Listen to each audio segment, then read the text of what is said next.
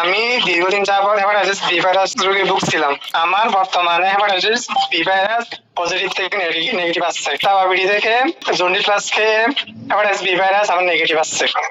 আসসালামু আলাইকুম, আমি হাসান বলছি কক্সবাজার জেলার ঈদগড় থেকে। আমার প্রথমে লক্ষণ ছিল, যখন লক্ষণ দেখা দিচ্ছে তখন আমি তারপর সদর হাসপাতালে গিয়ে টেস্ট করি। টেস্ট করার পর ওটা ধরার পর আমাকে 7 দিন রেস্ট দিছিল, তখনও কিছু হয়নি। তারপরে আবার 1 সপ্তাহ পর আবার টেস্ট করি, তখন বাড়ছে কিন্তু কমে নাই। তারপরে আবার 2 মাস যাবত আমি বিছানার মধ্যে ছিলাম পরে আমি অনেকগুলো তুলা ওষুধ খেয়েছি। তুলা ওষুধ খাওয়ার পরে একটু কমছে, কমার পরে কিন্তু একেবারে কমে গেছে, কিন্তু নেগেটিভ আসে নাই। তো নেগেটিভ আসে না আসার পরে আমাকে বলছে যে তুমি 1 মাস পরে আবার টেস্ট করাও। তো আমি 1 মাস পর টেস্ট করতে বলছে, করাই নাই।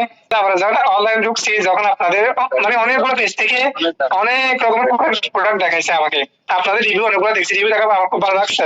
তো ভালো লাগার পরে আমি ওখানে পেজে নক দেওয়ার পরে আপনাদের নিহামের সাথে কথা বলে তারপরে ওই ওষুধটা অর্ডার করিনি।